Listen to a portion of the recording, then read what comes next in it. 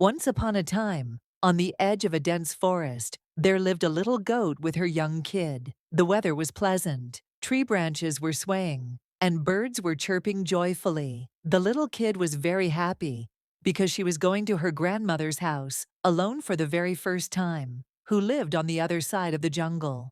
Her mother said, "Listen, my child, if you meet any predator on the way, distract them with your words. Prove yourself smart. Never let go of truth and wisdom." The kid tied her mother's words to her heart and set off on her journey. As she walked along the path, suddenly a jackal jumped out from a bush. His eyes gleamed, and his tongue was hanging out of his mouth. The jackal said, "Oh wow, what a delicious smell. Little kid, have you come to be my breakfast?" The kid didn't panic at all. She replied, "Uncle Jackal, I'm just going to Grandma's house. After eating lots of food there, I'll get fat and juicy. When I return, you can eat me in peace. Right now, I'm all bones." The jackal licked his lips and thought, she's too skinny right now. I can wait."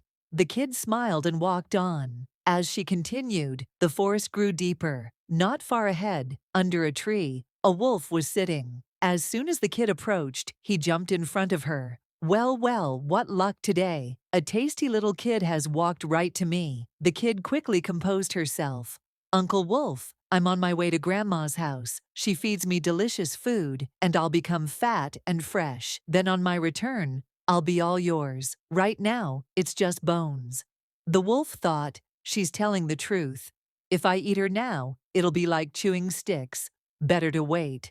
Now the kid walked along a smooth path when suddenly a cheetah appeared. His gaze was dangerous, and he began circling the kid slowly. "Oh, my little kid, today is my lucky day. Come and fill my belly." The kid again used her wits. "Uncle Cheetah, I'm very weak right now.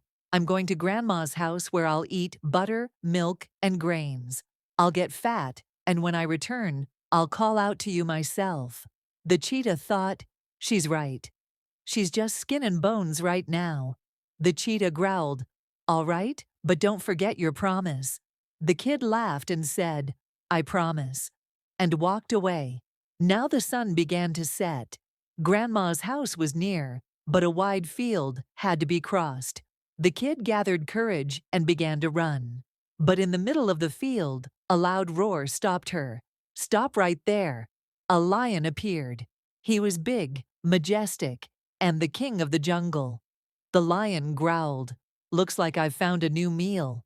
The kid bowed respectfully and said, "Grandpa Lion, I'm on my way to Grandma's house. There I'll get fat, and on my return, I'll offer myself to you. Right now, there's nothing on me." The lion sniffed, grunted, and said, "All right, go, but I won't forget you." The kid bowed again and ran to her grandmother's house. Grandma opened the door, and the kid hugged her tightly, crying and telling the whole story. Grandma listened carefully, then smiled and said, "Bravo, my child. You've shown great wisdom. Now we must be even smarter." Grandma went inside, brought a big wooden box, laid soft cloth inside it, made some holes for air, and hid the kid inside. Then she called an elderly neighbor and said, "Please take this box to my daughter's house. It has very important items, but make sure no one gets suspicious." The neighbor lifted the box and walked along the forest path. Meanwhile, the jackal, wolf,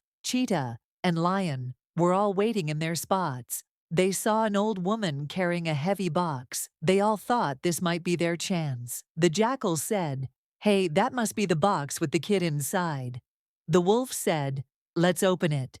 The cheetah growled, "No, I'll eat first."